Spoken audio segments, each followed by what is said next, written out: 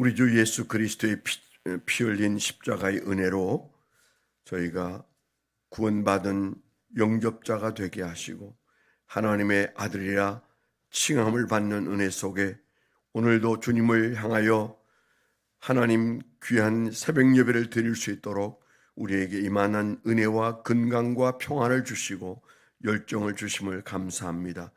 아버지 하나님, 이제 혹독한 추위가 다가오고 있을 때 주님, 저희들의 마음속에 이 환경도 이기는 믿음이 우리 안에 더욱 넘쳐나서 새벽에 나올 때마다 새 힘 주시는 주님의 은혜를 날마다 경험하는 종들이 되게 하여 주시옵소서. 오늘도 불러주셨으니 말씀하여 주옵소서. 종들이 듣고 실천하겠나이다. 예수 그리스도의 이름으로 감사하며 기도드렸습니다. 아멘. 오늘 하나님께서 우리에게 주신 말씀 욥기서 13장 1절로 12절 말씀입니다. 욥기서 13장 1절부터 12절까지 우리 합독해서 읽도록 하겠습니다. 구약성경 773페이지 욥기서 13장 1절 시작. 나의 눈이 이것을 다 보았고 나의 귀가 이것을 듣고 깨달았느니라. 너희 아는 것을 나도 아노니 너희만 못하지 않느니라. 참으로 나는 전능자에게 말씀하려 하며 하나님과 변론하려 하노라. 너희는 거짓말을 지어내는 자요 다 쓸모없는 의원이니라. 너희가 참으로 잠잠하면 그것이 너희의 지혜일 것이니라. 너희는 나의 변론을 들으며 내 입술의 변명을 들어보라. 너희가 하나님을 위하여 불의를 말하려느냐? 그를 위하여 속임을 말하려느냐? 너희가 하나님의 낯을 따르려느냐? 그를 위하여 변론하려느냐? 하나님이 너희를 감찰하시면 좋겠느냐? 너희가 사람을 속임같이 그를 속이려느냐? 만일 너희가 몰래 낯을 따를진대 그가 반드시 책망하시리니 그의 존귀가 너희를 두렵게 하지 않겠으며 그의 두려움이 너희 위에 임하지 않겠느냐? 너희의 격언은 재 같은 속담이요 너희가 방어하는 것은 토성이니라. 아멘. 오늘 적용하고 적어본 적용 제목을 나누겠습니다.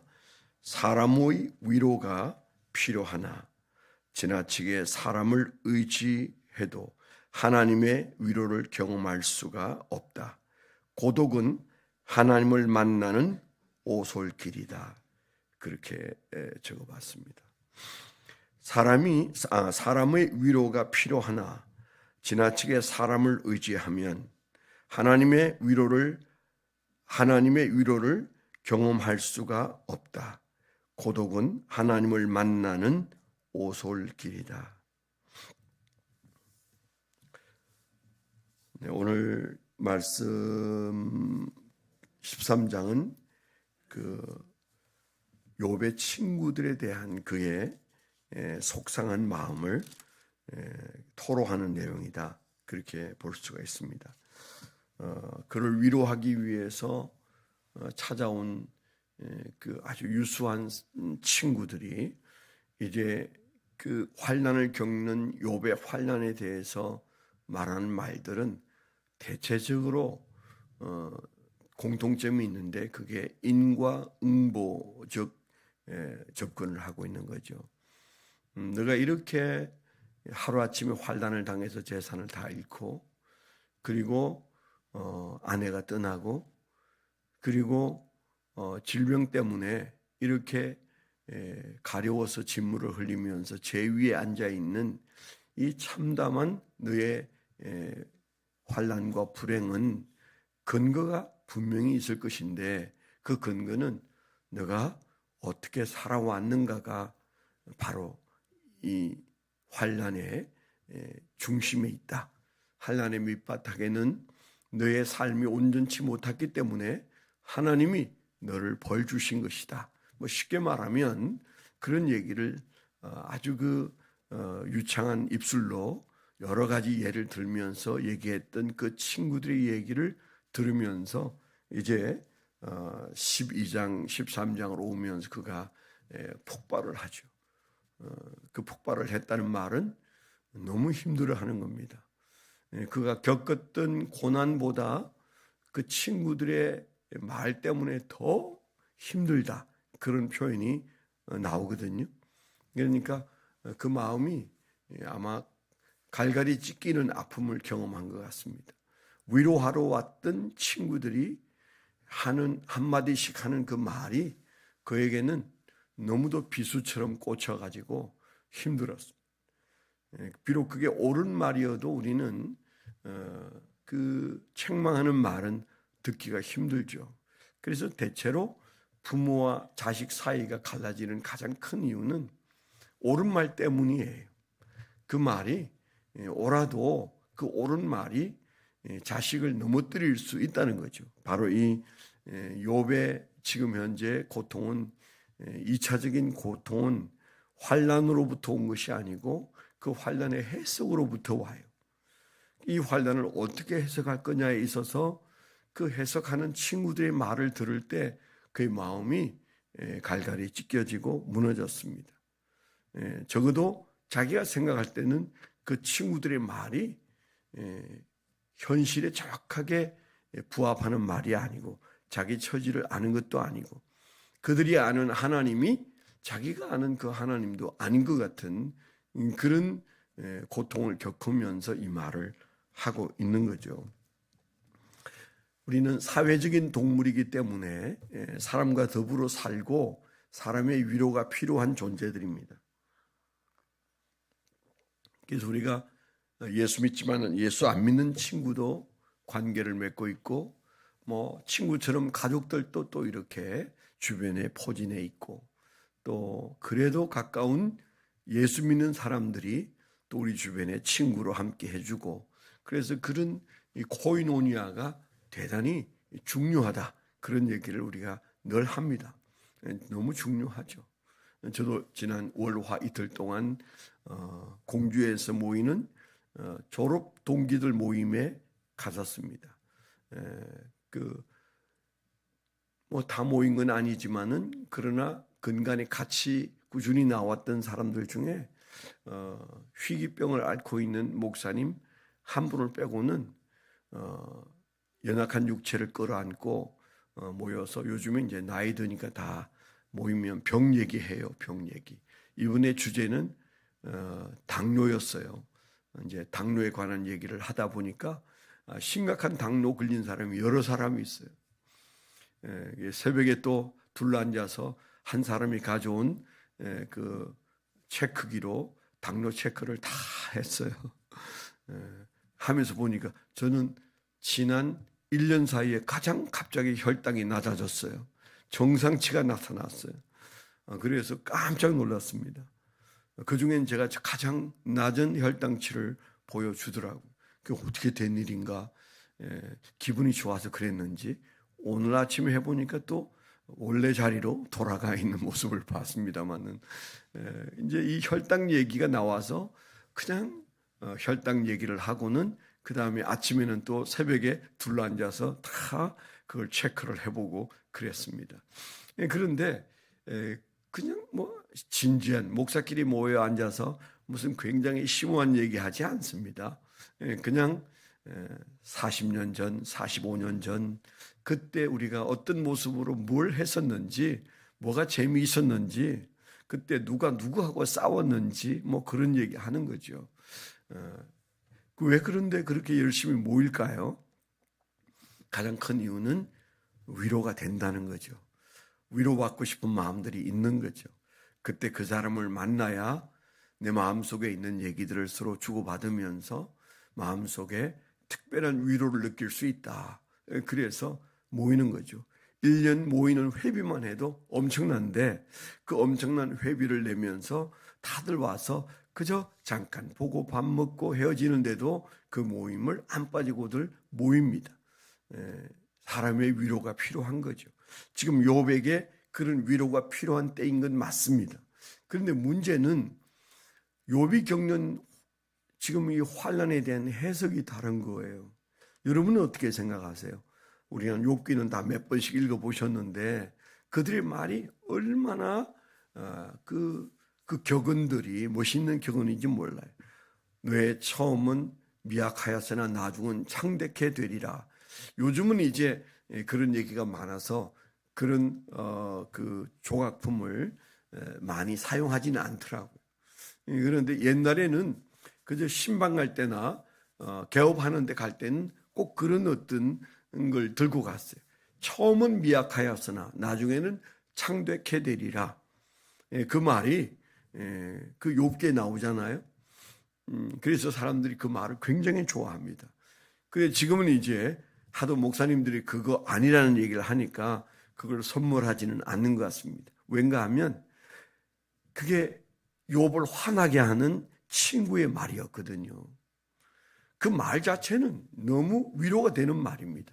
그런데 그 말을 누가 누구에게 무슨 의도로 한 말이고 성경은 그 말을 지지하는가? 아무리 그 말이 오라도 그 말을 다른 의도로 사용한 사람의 말을 하나님이 지지하지 않는다면 그 말이 멋있어도 쓸 수는 없는 거죠. 그러니까 그 말이 참 그럴듯해도 그건 그 상황에 있어서는 욥을 화나게 하는 말이었어요. 더욱 기분을 상하게 하는 말이었어요. 그러니까 욥에게 위로가 안 되는 말이었는데 우리는 그 말을 그냥 마구 사용하는 거죠. 엄밀히 말하면 그 말이 언제 누구에 의해서 쓰여지고 하나님은 그 말을 지지하는가? 그걸 우리가 물어야 되는 거잖아요. 그래서 목사님들이 들여다보니까 아이고 이거는 욥이 한 말도 아니고 바울이 한 말도 아니고 다윗이 한 말도 아니고 욥을 화나게 하기 위해서 한 말이었다. 빈정되는 말이었다. 그렇게 이해하니까 그 말을 선물하기가 어려운 거죠. 우리가 성경에서는 그렇게 좀 어려운 겁니다. 근데 이제 이 상황 해석에 대해서 욥의 친구들은 다르게 해석을 했어요. 그들의 해석의 공통점은 뭐라고 그랬어요? 인과응보예요. 아니 땐 굴뚝에 연기 나겠냐? 너가 이렇게 힘들게 사는 것은 저주다. 하나님이 너를 저주한 거다. 왜 하나님이 너를 저주하시겠느냐? 너의 삶에 비뚤어진 부분을 왜 교만스럽게 회개하지 않느냐? 너의 문제를 바로 잡아야 된다.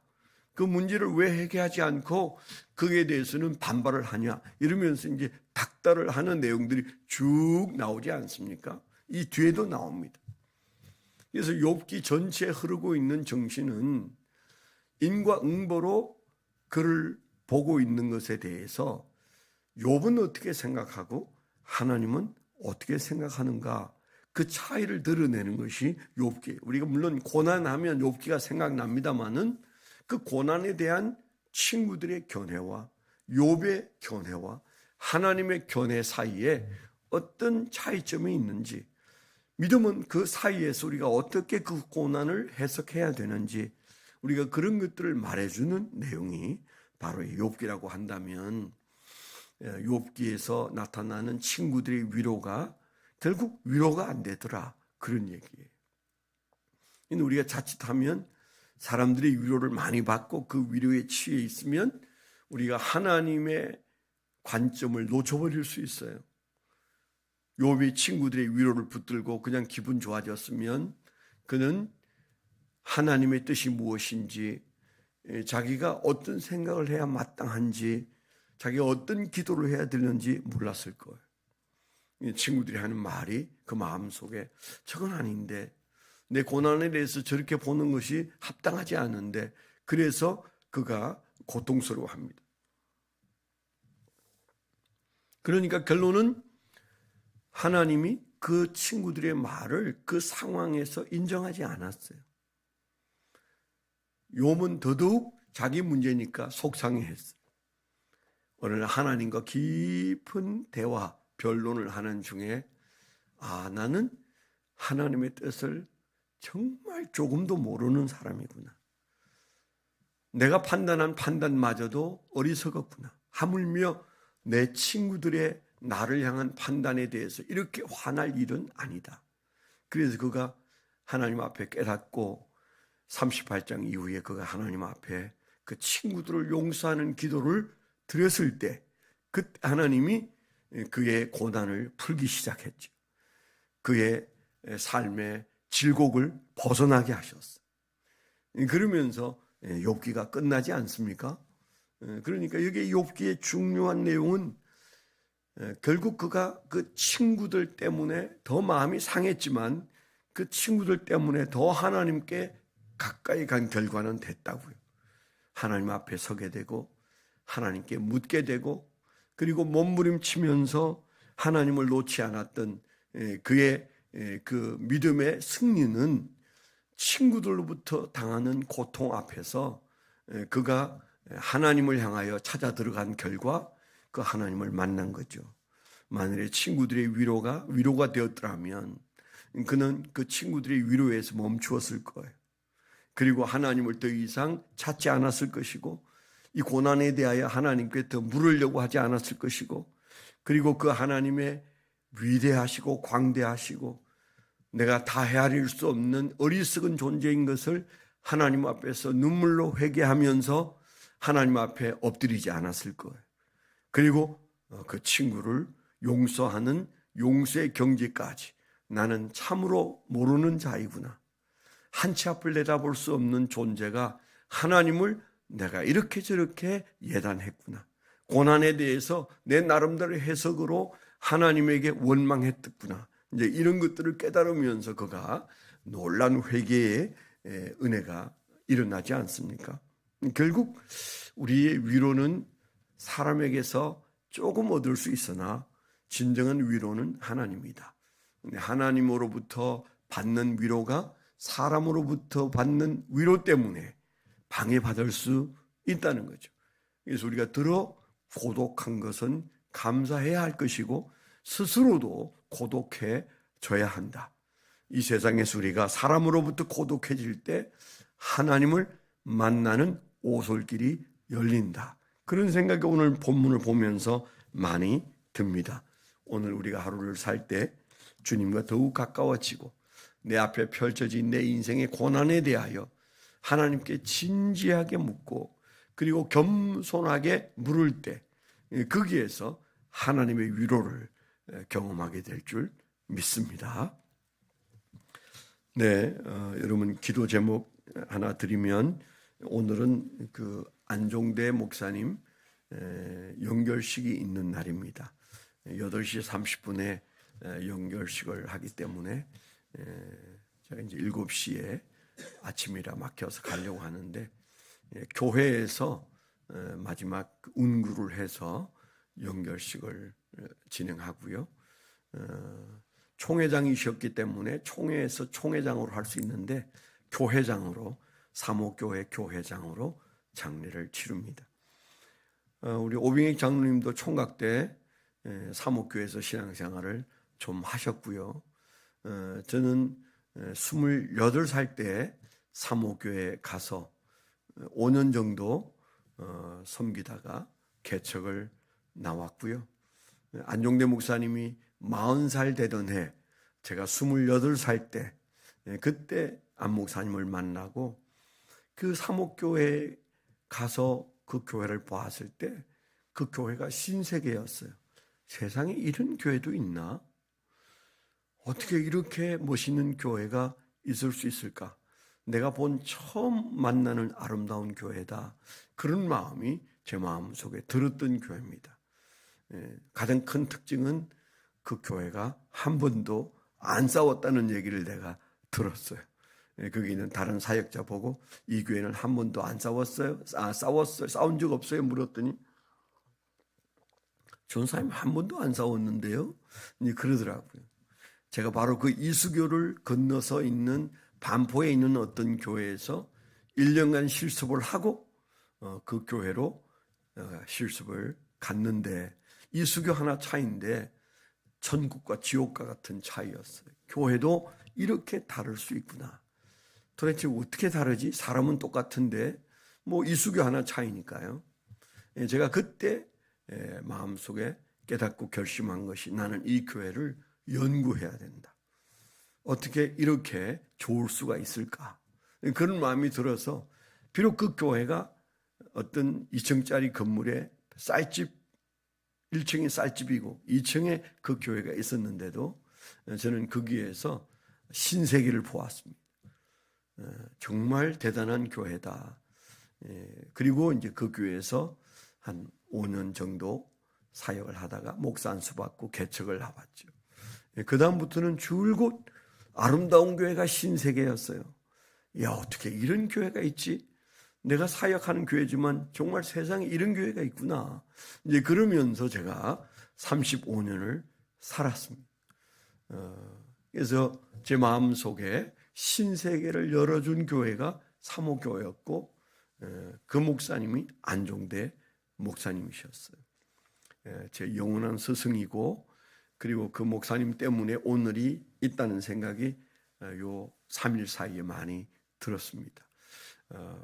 우리 교회의 모교회고 제 스승의 연결식이기 때문에 여러분들이 기도해 주시면 좋겠습니다. 그 세 자녀가 다 목사님이신데 그 자녀들의 인생길에서 아버지의 그 위대한 목회적 정신을 잘 살려낼 수 있도록 또 장래가 잘 마칠 수 있도록 기도해 주시기 바랍니다. 하나님 아버지 감사합니다. 오늘도 욥의 고난 속에서 욥이 하나님을 붙들고 그가 오히려 고독한 중에서 더 하나님을 알아가던 모습을 우리에게 보여주셨습니다. 동무가 없어도 나를 아는 위로자가 없어도 하나님이 내 앞에 계심으로 그 하나님을 찾아가는 고독자가 되어 하나님을 만나는 종들이 되어 날마다 하나님을 만나 배우는 은혜가 우리 안에 넘치게 하여 주옵소서. 이제는 우리 주 예수 그리스도의 은혜와 아버지 하나님의 극진하신 사랑과 성령님의 내주 동행하시며 감화 감동하심이 하나님을 사랑하는 거룩한 백성들의 생애 위에 지금부터 영원토록 함께하여 주시옵기만을 간절히 축원하옵나이다. 아멘.